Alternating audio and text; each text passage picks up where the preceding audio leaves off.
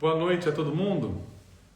Sejam todos bem-vindos a mais um encontro, ao nosso Devaneios no Café, nosso encontro semanal que acontece aqui na cidade de Campinas, na sede do SEI, aqui na Rua Doutor Quirino, 1856, aqui em Campinas, no nosso querido Café Dialógico, esse espaço que recebe aqui as nossas lives, recebe aqui os nossos encontros para nós irmos além do comum, além do normal, aqui no sentido do já estabelecido, né? Nesse sentido. Aqui o pessoal já chegando, boa noite para Flávia Beatrix, né? Boa noite pessoal que está chegando, boa noite para Nini Pompermaia, que está sempre nos acompanhando aqui. Que hoje, né? Hoje temos um tema complexo, um tema em pauta, com bastante, né? Quem está falando aqui é o Adão, obrigado Adão. Aqui, boa noite para Suzane Aime, S. Aime aqui, boa noite, pessoal que está chegando agora. Vocês estão me escutando bem, pessoal? Porque o meu celular está um pouco afastado aqui, então se vocês tiverem tudo ok, câmera e tudo mais, por favor me avisem. Então, hoje, né, assim como coloquei nas caixinhas aqui da página, nós vamos nós vamos aqui olhar um pouco, boa noite para a Tereza, sobre narcisismo, né? Mas vamos tentar ir para um outro campo ali, né?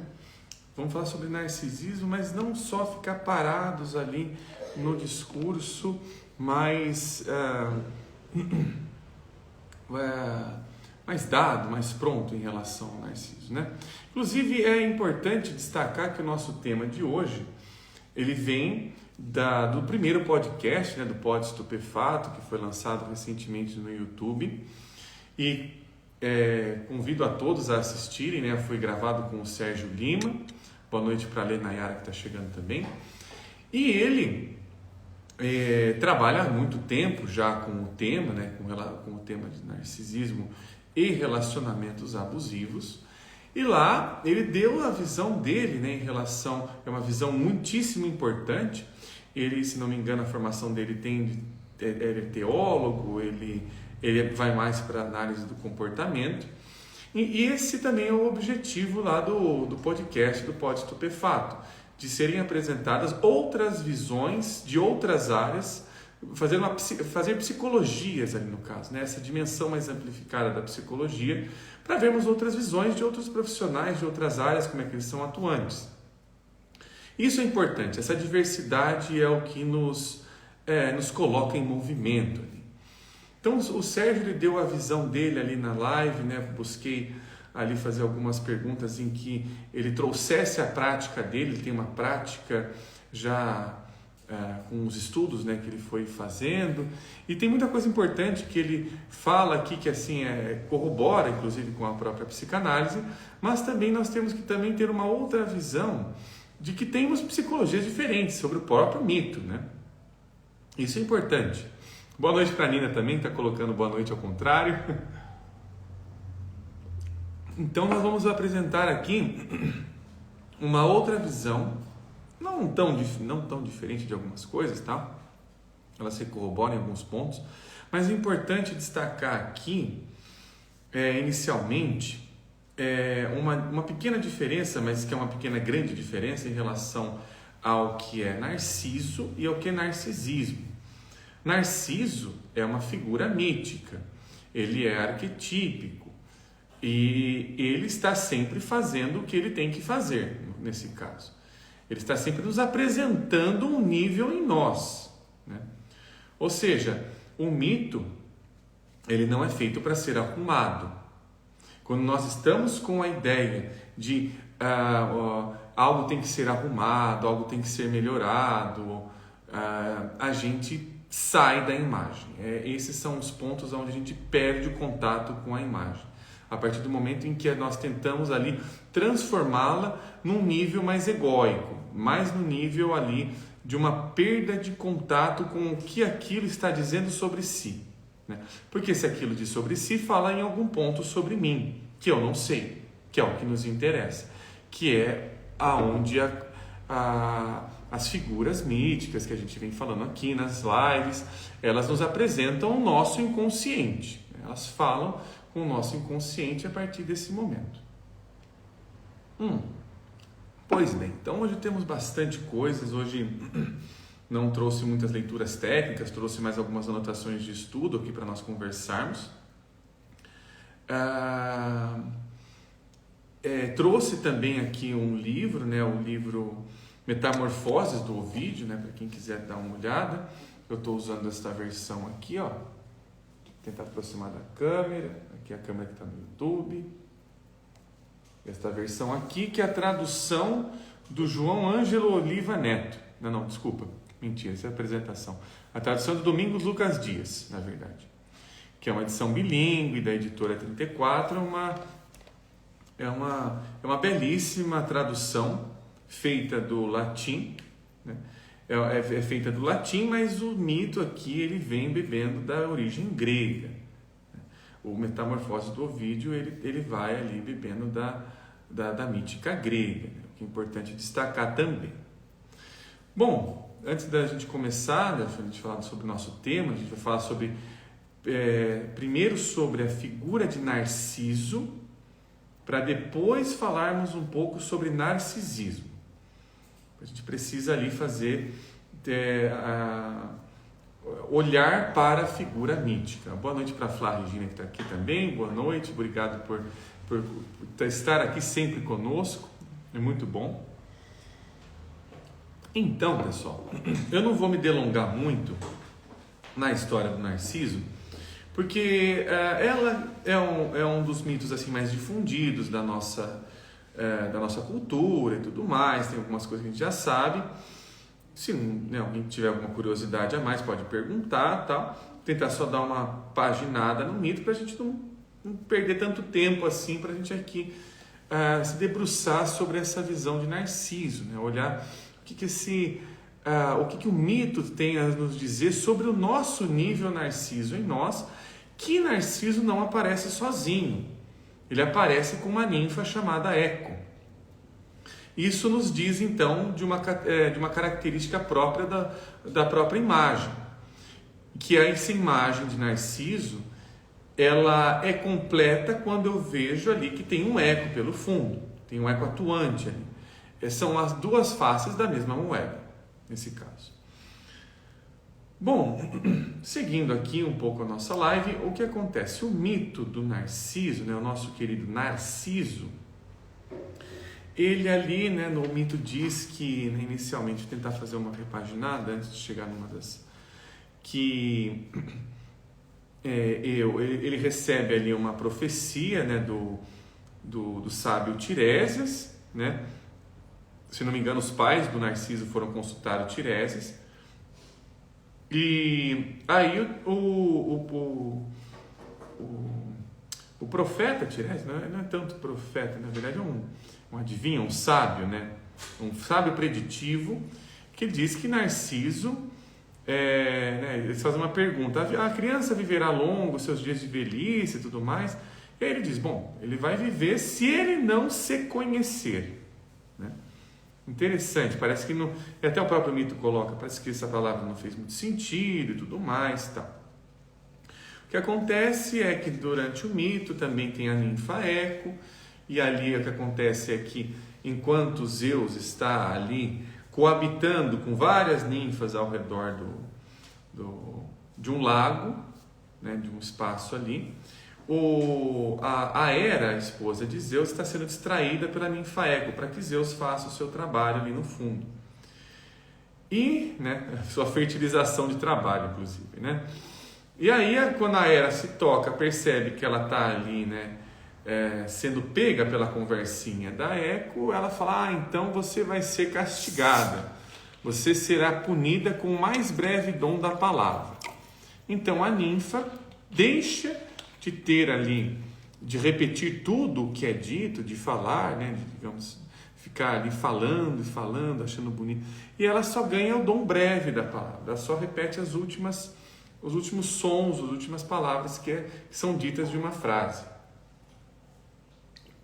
Pois bem, Narciso então é um jovem belo, é um jovem que tem uma beleza estonteante, as pessoas reconhecem isso nele, tanto homens quanto mulheres querem ficar com ele, e ele nega a todos. Ele fala, não quero, vocês não.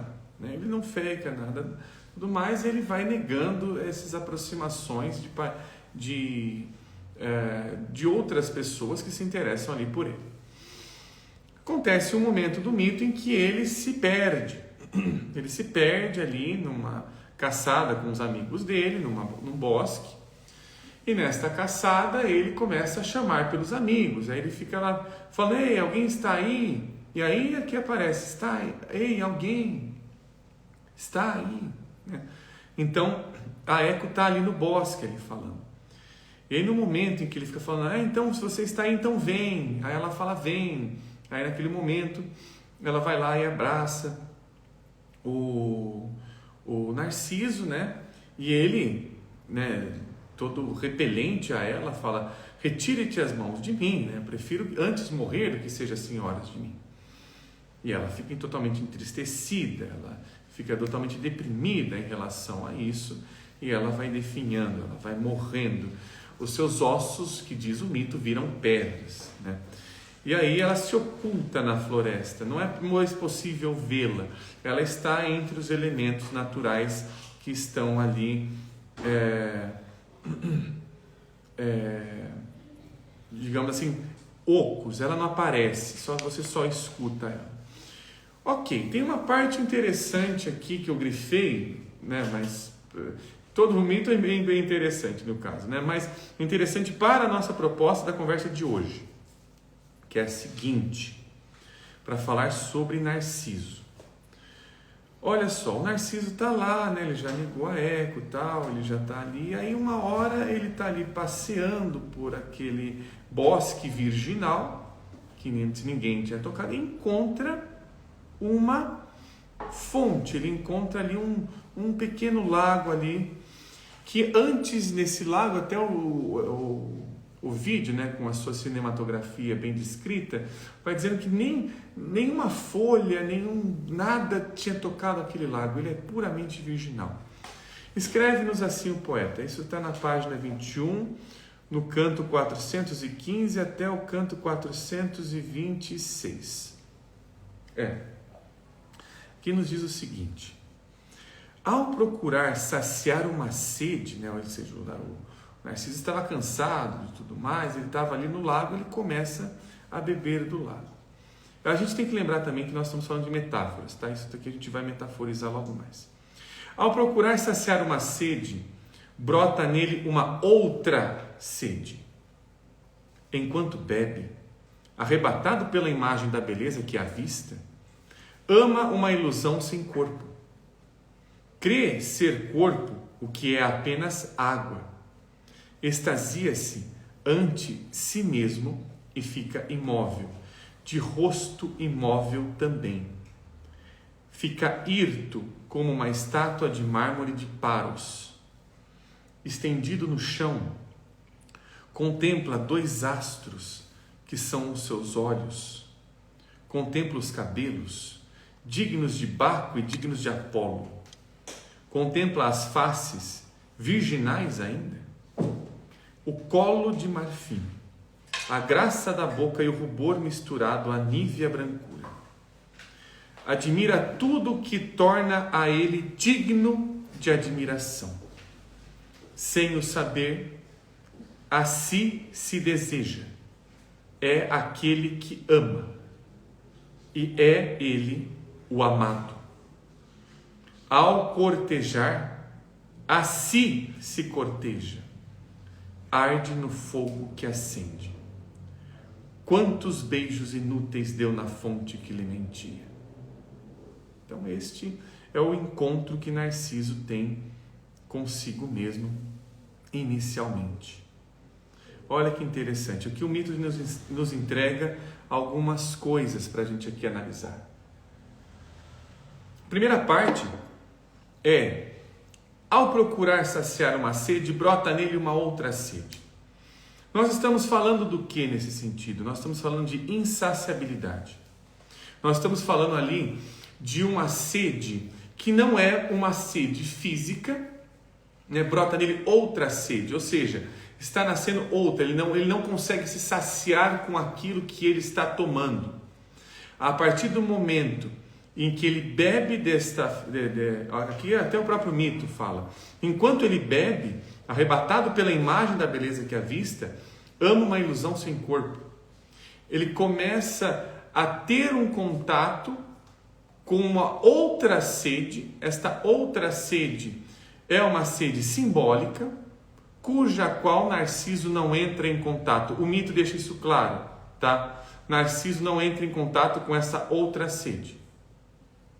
E ele não vai entrar em contato com essa outra sede. Isso já está previsto por Tiresias, o sábio. Ele vê. Quem Narciso ama é a si mesmo, mas ele não percebe. Ele não percebe em qual nível. Não é no nível físico, porque o mito é riquíssimo. Ele nos entrega depois, num momento em que Narciso ele percebe que ele está vendo uma virtualização de si mesmo. Ele está vendo outra coisa, ele não está vendo algo que tem corporeidade, palpabilidade, não tem. Ele percebe isso, mas ao mesmo tempo ele não consegue parar de fazer o que ele está fazendo. Ele não para. Ele continua apaixonado por aquela imagem e fidelizado exaustivamente a ela também, né? Então, quando Narciso olha para esta imagem, ele não se reconhece, porque Narciso não se conhece. Para eu me reconhecer, tem que me conhecer antes. Ele não conhece antes. Tá, faço uma pequena parada aqui em relação à questão do mito, para trazer uma coisa, mas deixa antes de ler essa coisa, não vou esquecer dela. A Nini está perguntando, não teve uma maldição de Deméter também? Não, é Hera, não é Deméter.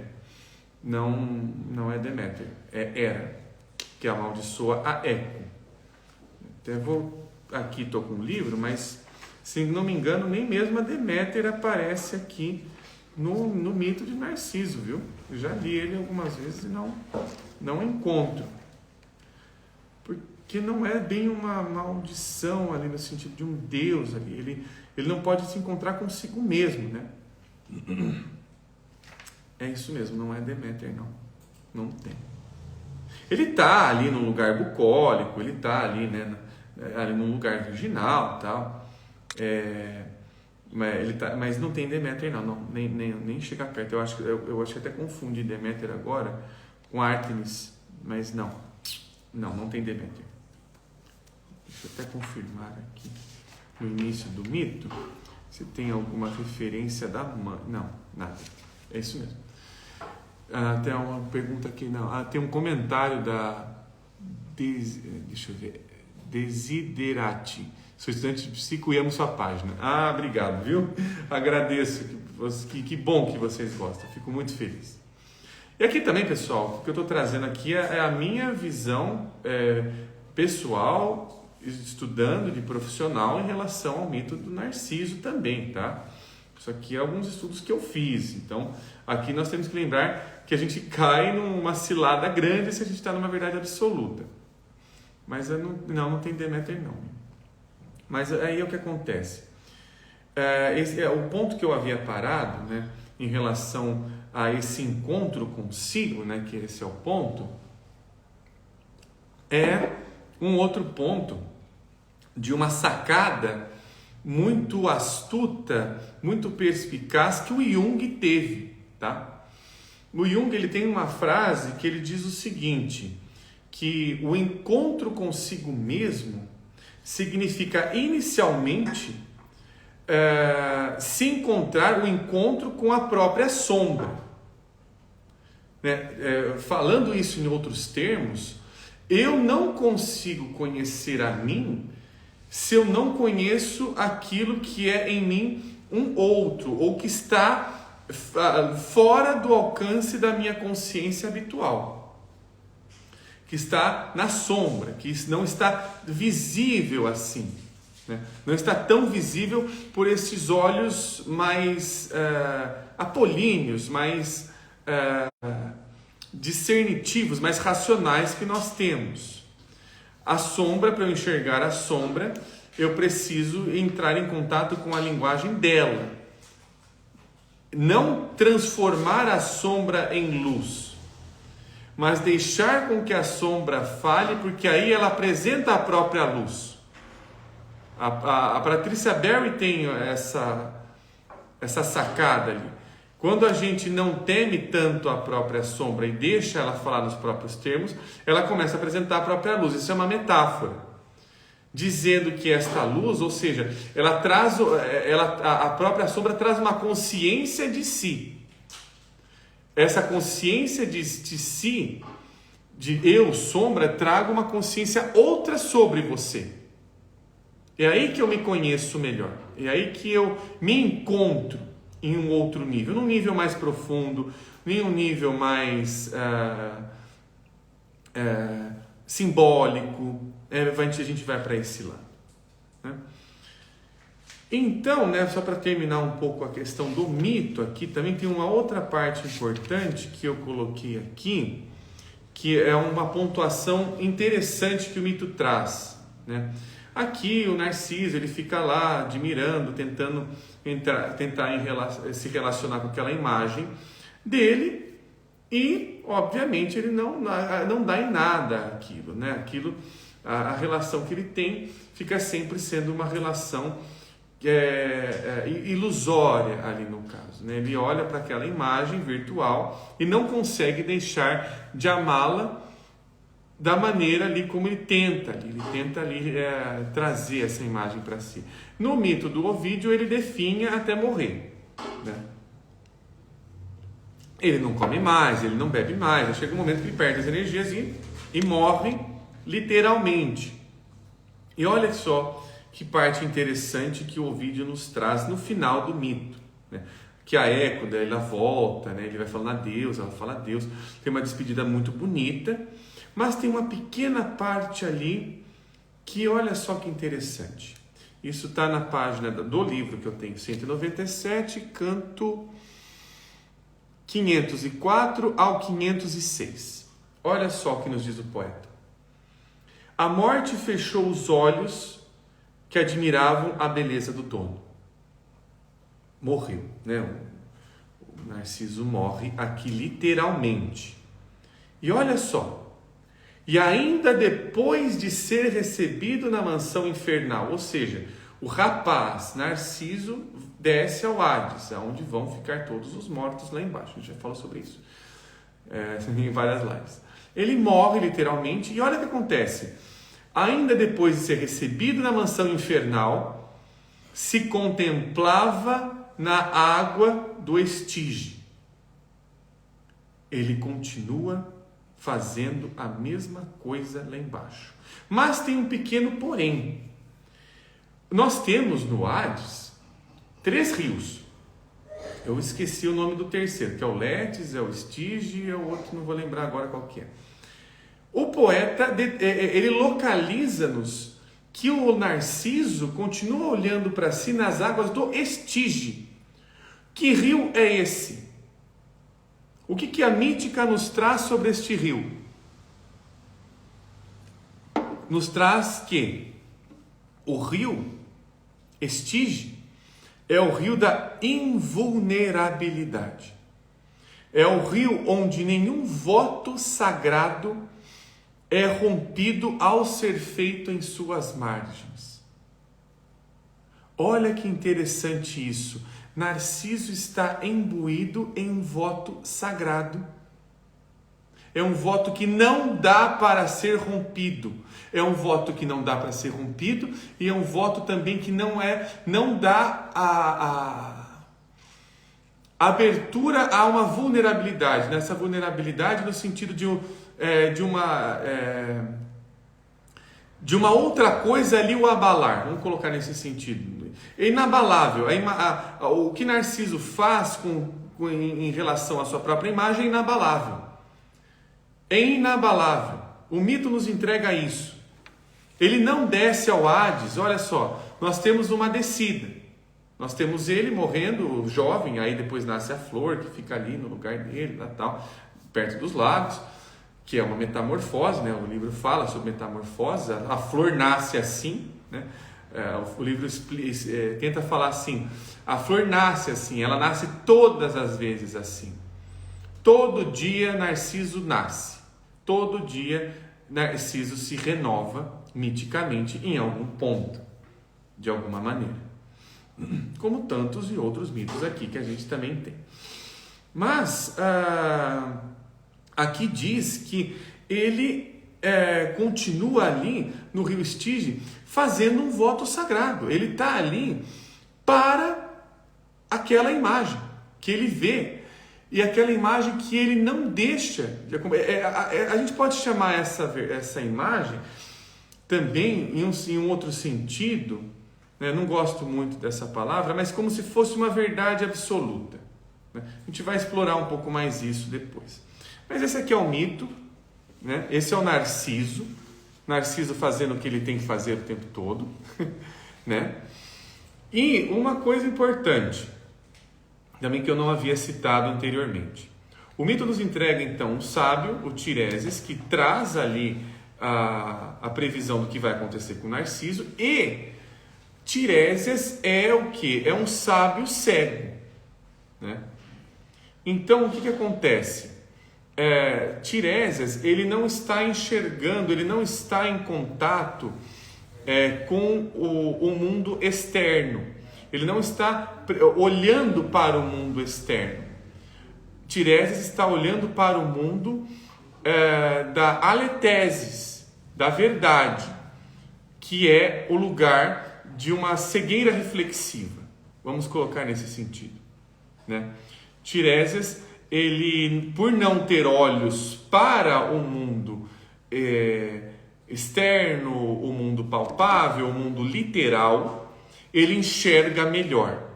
Ele enxerga melhor o que as coisas são e para onde elas vão.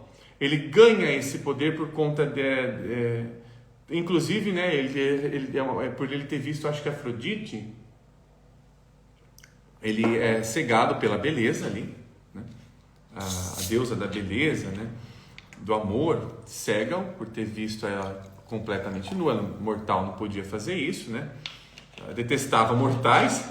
Afrodite fala, esses mortais aqui inferiores, não quero-os. E ali ele recebe, acho que se não me engano é de Apolo, eu não vou lembrar agora qual que é o deus que o beneficia com este dom da profecia, né? Então nós temos dois tipos de cegueira, né? Nós estamos vendo ali alguém que, né, o Narciso, o Narciso, ele tem uma ideia de que, aí eu estou falando do mito, daqui a pouco eu vou falar do narcisismo, já está entrando no ponto já. Ele tem uma ideia de que aquela imagem que ele está vendo, que ele está apaixonado por ela, vai salvá-lo. No sentido ali de que vai resgatá-lo, vai fazer com que ele seja a si mesmo em sua forma mais pura. Mas é exatamente esta visão que o condena. Narciso é condenado, digamos assim, essa é outra palavra complicada, condenar, né? Mas a condenação dele, nesse sentido, não é uma condenação de você pagará por isso, não nesse sentido, mas ele fica impedido. É um impedimento que acontece. Ele não consegue se olhar num outro nível. Por quê? Também ele não consegue escutar a eco. O que é eco? Né? Eco é a própria voz. Né? Ele está falando da ninfa, eco e tal, mas eco é a própria voz. Não consegue entender o que ele está dizendo num nível mais profundo. Num nível mais simbólico também. Vamos colocar também nesse termo. Ele não consegue, ele fica apaixonado por uma imagem absoluta. Esta imagem absoluta faz com que ele seja intolerante a qualquer coisa que tente tocá-lo para tirá-lo dessa imagem, ou para vê-lo fazer, que veja a vida de uma forma diferente. Ele se torna intolerante. O mito mostra isso, não me toca. Prefiro morrer. Né? Eu prefiro morrer. Para com isso, né? E aí temos alguns pontos, né? Agora a gente... Isso aqui são palavras de uma grandíssima, né, ou anotações de estudo, né, que eu falei que eu tinha trazido, são palavras valiosas da minha querida analista, que é de um seminário que ela apresentou uma vez, né, a Lia é minha analista, tenho orgulho inclusive de falar sobre isso, e que ela traz uma noção interessante sobre o Narciso, né? A Lia Rocha Bueno, tá? Para quem quiser o nome da autora. Ela diz o seguinte: Narciso precisa de eco na medida em que esta repete as suas palavras sem se contrapor a ele. Eu vou repetir novamente, né? Apesar daqui do pleonasmo. Narciso precisa de eco na medida em que esta repete as suas palavras sem se contrapor a ele. Olha que interessante. Então, o Narciso aparece junto de uma outra imagem, de uma ninfa, que não traz para ele outro nível daquilo que ele está dizendo. Ela simplesmente ecoa, só repete. Mas não tem uma escuta, inclusive, desse próprio eco. Não tem um recebimento de, nossa, na verdade, sou eu que estou falando isso, né? Não é você, sou eu. Esse é um ponto que o Narciso não consegue se colocar. Ela, por sua vez, precisa de Narciso no comando de suas ações, por não sentir-se segura para tal. Então, Eco, ela... se você não... A ideia do mito é, se você não me dá voz, eu não tenho voz. Eco é isso. Eu só tenho voz se você me der voz. Senão não acontece nada e eu defino. Né? Essa é a ideia do mito. Essa é a ideia da imagem. Então, este é um ponto, né? Acho que agora a gente pode começar a trazer uma outra questão, que é a seguinte: o que o Narciso ele vê refletido naquelas águas claras, naquelas águas límpidas, naquele espelho, né? Naquele espelho fundo, inclusive, não é a essência dele, mas é o que se espera dele. O Narciso, ele está ali, o que se espera no sentido de uma imagem absoluta de autoafirmação. Eu sou isto aqui, não isto aqui, e nunca vou ser outra coisa senão isso daqui, porque isso aqui que é belo. A beleza está só aqui, eu preciso alcançá-la. Quem me impede são as outras pessoas. Os relacionamentos, elas não entendem o que eu falo. Elas não entendem que o que eu estou mostrando para elas é o bom, é o correto, e elas só precisam seguir aquilo. Não estou mais falando de Narciso. Estamos indo para narcisismo agora.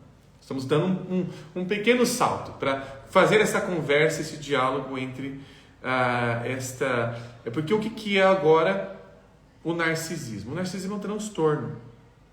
É um transtorno. Inclusive, Alexander Lowen escreve sobre isso. Tem um livro da Vozes novo, do Mário Jacob, que fala sobre narcisismo e individuação. Extremamente importante, recomendo. Quem quiser se aprofundar mais no tema, ler Mário Jacob, Narcisismo e Individuação. Um puta de um livro. Inclusive dá para ser lido de diversas formas, tanto de uma forma linear, quanto pegar alguns trechos do livro para ir se aprofundando ali no tema. Mas o que acontece? Olhando agora o Narciso como uma metáfora e vendo o nosso nível, o narcisismo ali no caso, o Narciso então ele nasce de algum movimento, e este movimento não é exatamente um movimento só de mimar a pessoa e tudo mais, mas ele também pode vir do movimento de hiperdesvalorização. Então ali temos ali um contraste a conversar com isso, que é o da inflação, ou até mesmo de uma hiperinflação. Quando um exemplo, né? Uma mãe, ela rejeita demais ou elogia demais este filho, né? Até fiz uma anotação sobre isso aqui. Quando há uma rejeição, um elogio demasiado, é importante colocar aí o demasiado, né? Isso cria um comprometimento, inclusive da própria forma como eu me vejo. Em qual nível? Que esta inflação ou essa desvalorização exacerbadas vão, sobre o eu, comentam lá ali, elas atingem o eu, colocam este eu em ameaça sobre a sua própria natureza e proporção. Então, na medida em que o narcisismo, ele vai ali tendo um terreno fértil para nascer, vamos colocar nesse sentido também, é de um terreno aonde a pessoa teve uma desvalorização e uma inflação muito grande, vinda de uma figura muito idealizada, no caso ali também a questão da mãe, do pai, a questão ali das relações parentais, e nesse sentido, o que acaba acontecendo? Esse é inclusive um grande dilema da nossa vida, saber o nosso próprio tamanho, nem mais nem menos, porque o que acontece? Se eu não tenho meu próprio tamanho, eu não sou quem eu sou, ou melhor, eu não estou vivendo quem eu sou, eu estou vivendo uma outra vida, eu estou vivendo uma projeção idealizada, eu estou vivendo num outro patamar. Se eu fico grande demais, ou pequeno demais, eu não estou falando sobre mim. Então eu não consigo entender qual que é a minha natureza, eu não consigo olhar, me relacionar com a minha própria natureza em sua própria dimensão. Entende essa palavra própria? A palavra própria quer dizer específica, única, sua. É aí que é o nível da profundidade, vai. É isso que nos interessa, psicologicamente falando, em uma psicologia que está tentando fazer uma conversa com as imagens míticas que falem sobre aquilo que em nós nos movimenta, a alma, no caso, que nos tira do comum, nos tira até do abstrato muitas vezes, tira de abstrações, de elucubrações malucas ali no sentido ruim da palavra maluca, ali no sentido, e nos coloca na concretude do que está se apresentando para mim, o que está acontecendo na minha frente para mim, sobre mim, de mim, e por aí vai para um outro nível, Então, aqui tem algumas anotações, deixa eu ver. Pessoal, se tiver alguma dúvida, nós estamos agora, passou já do meio da live, estamos 8h07, então se alguém tiver alguma dúvida, algum comentário, pode usar a caixinha que tem aqui da interrogação com balãozinho. Às vezes eu perco os comentários que sobem aqui, então eu peço que se alguém tiver ali alguma questão imprescindível, colocar, por favor, no balãozinho com interrogação. Então, o que acontece? Vou falar um pouquinho sobre também, que é uma figura que aparece, o que a gente tem também da figura da Eco, que ela aparece junto com o Narciso, e nós também conseguimos observar isso na clínica, aparecendo juntos ali, um casal, ou em diversos níveis, até mesmo uma amizade, seja como for, ou uma relação fraterna, é de que o narcisista, ele nunca vai se relacionar com quem se contrapõe a ele. Até mesmo, a gente já foi vendo agora aqui o que acontece. Ele não vai se relacionar com quem fala: olha, não é bem assim que você pensa não, meu senhor. Você está ficando... Você que não me entende. Você que não está me valorizando. Você que... Então, o que acontece? O narcisista, ele vai se relacionar com uma pessoa que, digamos assim, ela... também sofreu ali mais uma desvalorização, pensando mais no sentido concreto de como foram as vivências, teve uma desvalorização do si mesmo, e começa a imaginar que que o seu valor, que o centro de tudo, na verdade está no outro.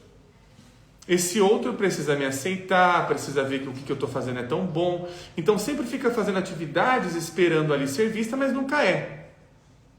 Nunca acontece.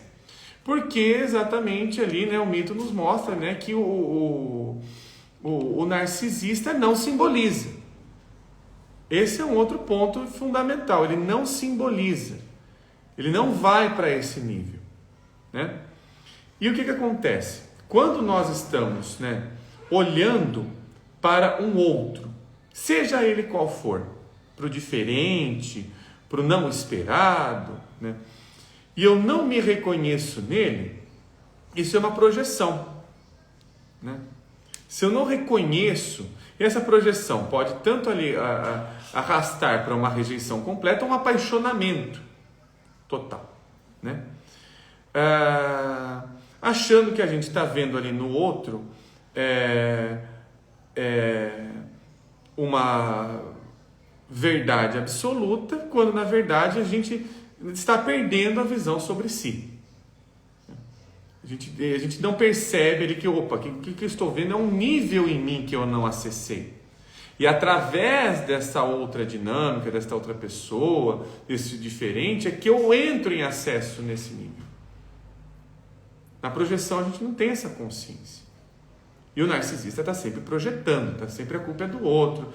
Então, quando fica exacerbado demais, quando a gente chama de narcisismo patológico, nós temos uma configuração de um sadismo. Começa-se ali a relacionar-se com esse outro, com esse diferente que eu rejeito, de uma forma sádica.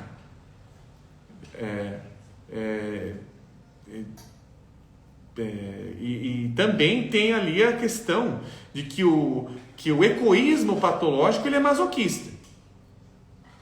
Ele também tem essa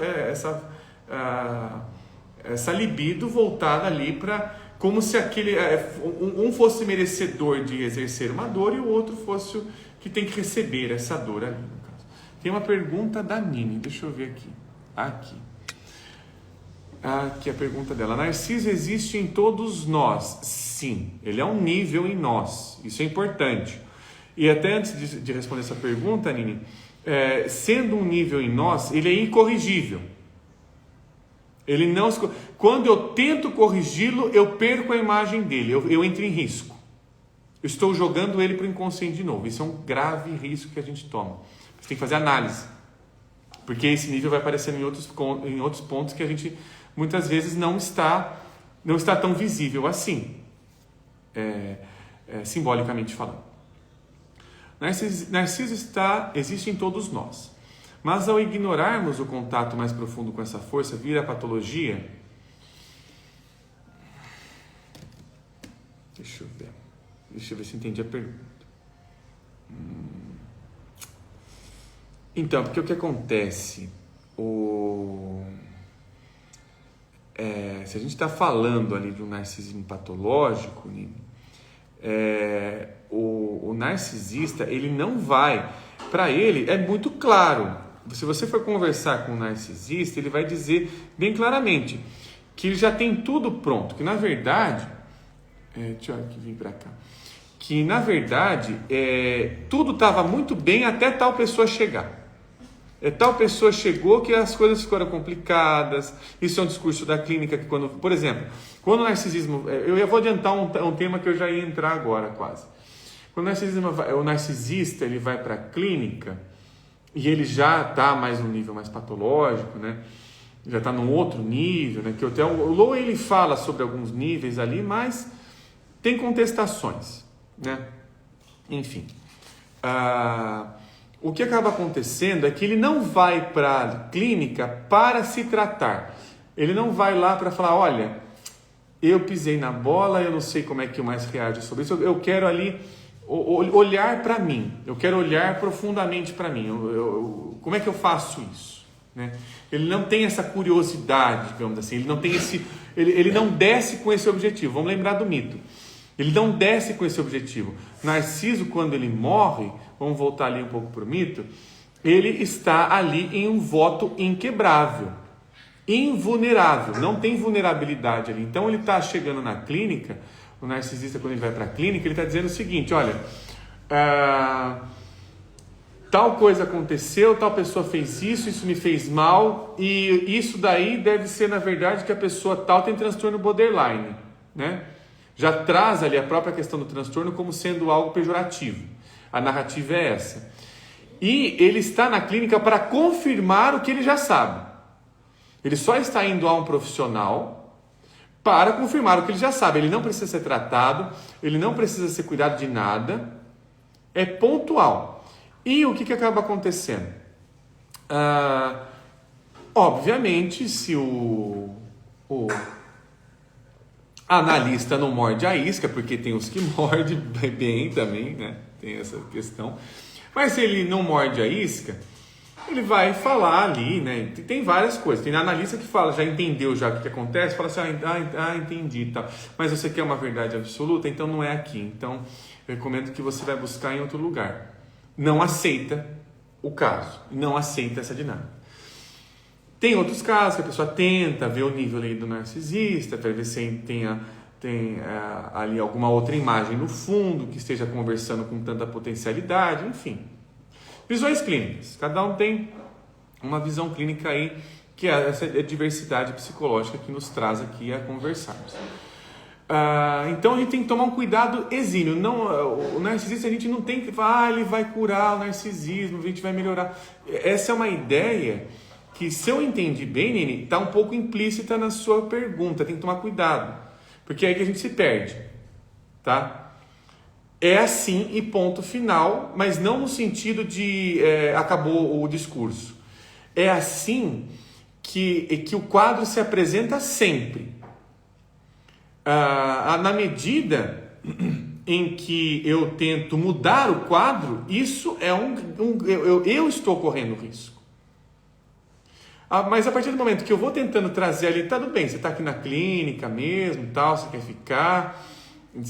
Aí quando você vai trazendo algumas questões mais profundas, nossa, você está falando tanto dessa outra pessoa, tal, mas você nunca fez nada assim? Você nunca fez nada assim, você nunca errou na vida? Você não tem nenhuma fraqueza? O que costuma acontecer, tá? Pode ter raras exceções, mas geralmente elas não, elas são casos de literatura, né? Mas o que costuma acontecer é que sai, né? Isso também está na live lá com o podcast, na verdade, com o Sérgio, tá? Porque isso é importante, visões diferentes que conversam com o mesmo tema sobre o narcisismo. É importante a gente ter essas visões, gente. É importante a gente não falar que uma é melhor que a outra. A gente tem que ter psicologias, porque isso faz com que a gente alimente a nossa imaginação. E o Sérgio, ele fala bem, e isso ele pontua muito bem. O narcisista que está indo lá, ele vai ver que ele vai ficar 2, 3 sessões, raramente ele vai ficar algumas mais sessões e tal, mas ele não se aprofunda, pode ficar até meses, mas ele não vai se aprofundar. E aí ele vai falar o quê? Putz, esse analista é uma droga. Esse cara não entende nada, é uma porcaria. Nossa, essa mulher aqui, nossa, é conversinha de ônibus, gente. Como é que pode? Nossa, horrível. Só que aí que tá. Muitas vezes, isso a prática diz também. O narcisista vai lá e passa por um, passa por outro, passa por outro, passa por outro. Todos os profissionais que não morderam a isca, ele vai falar isso. Se tiver algum profissional que vai falar, não, é verdade, você é um indigno, né, que você está sendo prejudicado por esse relacionamento, seus tem que sair desse relacionamento, tá vendo? Ele vai ali, só um minutinho que eu vou espirrar. Saúde. Amém. Ele vai ali, ele não vai fazer exatamente uma valorização desse trabalho. Mas ele vai falar, o cara foi gente boa. Ele não vai ali falar que o cara foi meio, puxa, não foi gente boa, foi bacana, tal. Então é nesses termos assim, né? O narcisista, digamos assim, ele precisa de alguém que está abaixo dele. Ele se relaciona nesse nível, né? Que ele entende, inclusive, não que esteja, mas que ele entende que está. Isso também é um outro ponto. Então, eu tenho algumas anotações aqui, deixa eu ver. Tá quase 10 minutos aqui já pra gente. Então, gente, pode fazer perguntas aqui. Agora eu vou pegar as partes finais aqui, então, do nosso tema. Porque tem muita coisa, tá? Tem coisa que eu não vou conseguir focar na live, falar na live, mas eu acho que é importante a gente trazer esse nível mítico, que é uma proposta que eu estou trazendo para as lives aqui do Devaneio, para a gente enxergar a metáfora que a gente está tentando enxergar. Porque isso tudo está acontecendo no nível metafórico, não está claro. A gente está tentando elucidar, trazer a luz da própria sombra, citando a Patrícia Berry ali no caso. Então, esse aqui já falei um pouquinho, já falei bastante, na verdade, deixa eu ver. Agora eu vou falar umas anotações minhas, tá? Umas implicações minhas em relação à clínica.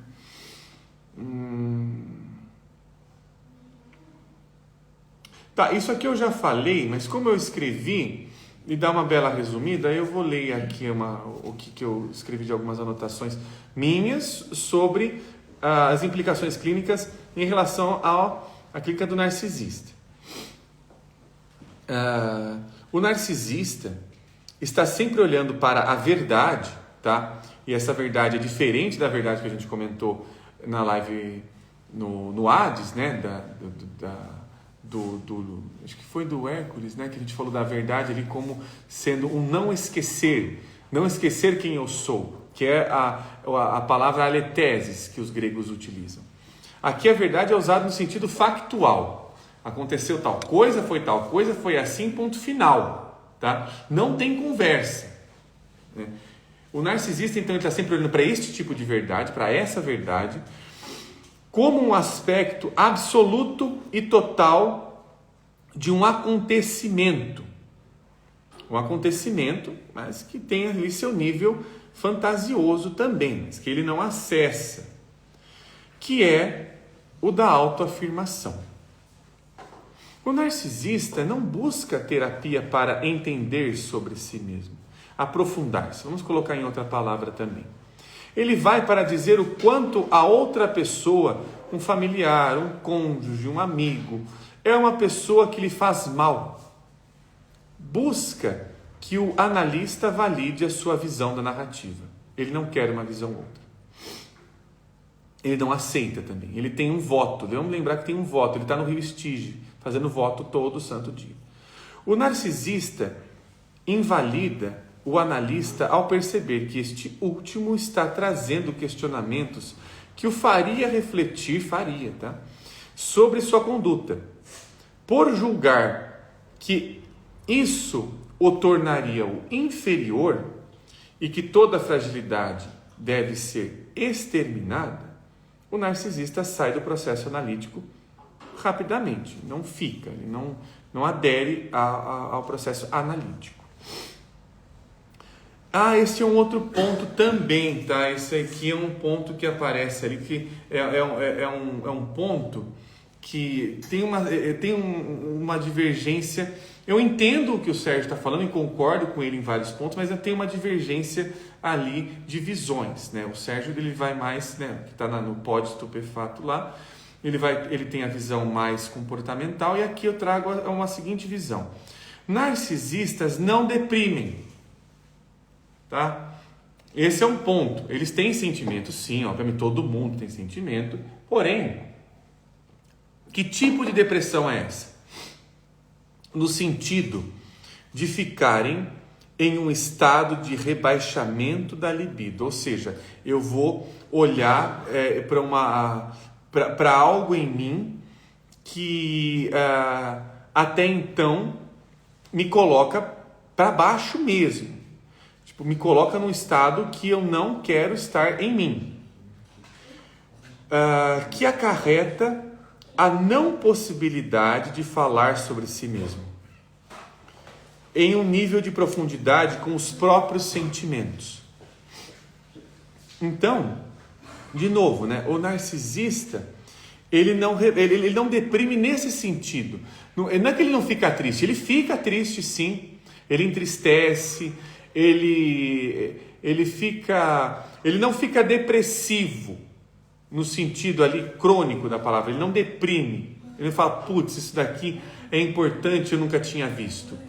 Ele faz um outro movimento, que é o de, puxa, estou triste, e como tal pessoa me fez isso, a culpa não é minha, eu fiz tudo o que era necessário, tudo o que era possível, isso é culpa de determinada pessoa, ela é o mal da minha vida, eu preciso exterminar esse mal, preciso tirar da minha vida e por aí vai.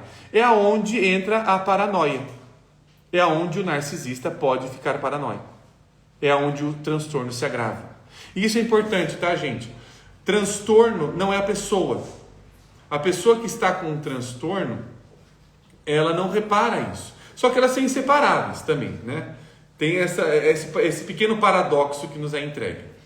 A partir do momento ali que é o transtorno e não a pessoa, eu consigo perceber que a pessoa tem valores outros que ela não acessa. Mas se eu tentar fazer com que ela acesse esses valores, quem se ferra sou eu, né? Quem se ferra bonito ali sou eu. Fala no nível prático agora. Então, quando o narcisista ele se entristece, ele não rompe com a imagem idealizada de si. Ele, na verdade, reafirma esta imagem, este voto, com esta imagem, ele reafirma esse voto com essa imagem, desprezando o valor do outro.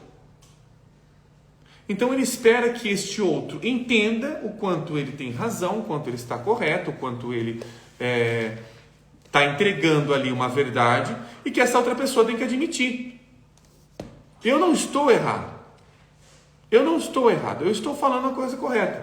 Só que nós temos implicações graves ali, né? O que acaba acontecendo também na vida de um narcisista nesse sentido, e o que também tem o seu valor trágico, é que ele se isola, ele não consegue estabelecer vínculos profundos, muitas vezes ele se isola até do próprio mundo, ele evita, no nível assim mais avançado do caso, ele evita conhecer pessoas diferentes, pessoas novas, ele evita conhecer lugares novos, ele evita viajar para lugares novos, ele evita qualquer tipo de pessoa que traga uma visão diferente da dele.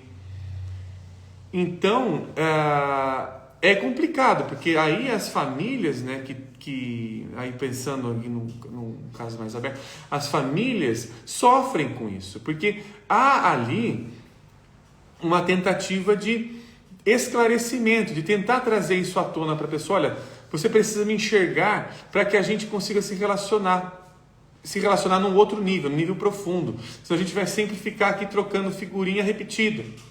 Mas não vai. E não vai. Né? Então a gente precisa perceber que Narciso é um nível mítico em nós, é um nível que sempre e para sempre está fazendo a mesma coisa. Né? E eu sou um pouco, né? Tem muita coisa desse tema, esse tema assim dá pano para muita manga. E bom, hoje a live foi assim, né? Hoje eu trouxe um pouco sobre, né? Eu já fiz várias lives sobre o tema, mas eu acho que a gente, toda vez que fala um pouquinho mais, a gente se aprofunda um pouco mais, né? A gente vai percebendo um pouco mais. A Nini está falando, o narcisista não aceita análise, mas tem potencial para levar todos que convivem para o divã. Esse é um bom ponto, viu Nini? Porque nesse sentido, existe ali uma possibilidade de perceber que há um convite, o convite para conhecer a mim mesmo está feito o tempo todo. Até a própria mítica, se a gente for pegar ali Ulisses, conhecer a mim mesmo, conhecer quem eu sou, não é conhecer que eu sou o Narciso. Isso daí é o que a gente chama de inflação. Eu não sou o Narciso, mas ele me visita com frequência. Eu não sou o Poer, mas ele me visita com frequência. Então isso é importante a gente perceber, nossos níveis míticos em nós, né? Então é nesse sentido, a gente conversou sobre isso hoje. Então, pessoal, agradeço muito a colaboração, a participação de todo mundo. Fiquem à vontade, né, para quem estiver assistindo esta live gravada, para fazer seus comentários, sugestões, né, em relação a alguns temas. Eu vou tentar trazer alguns outros temas. E na semana que vem nós temos convidado. Temos o professor Éder Schmidt falando sobre relacionamentos abusivos. Nós vamos fazer uma conversa com o professor Éder Schmidt também sobre relacionamentos abusivos. Então, pessoal, aqui o Vitor falando, boa noite, pessoal, um grande abraço. Boa noite, Vitor, um grandíssimo abraço para quem está participando aqui. Né? Agradeço aqui todo o espaço do SEI que nos coloca aqui a este espaço de reflexão, este espaço para nós termos ali nossos drops, os nossos momentos ali de olhar para si, olhar para dentro. E nos vemos semana que vem com o convidado. Até lá, pessoal!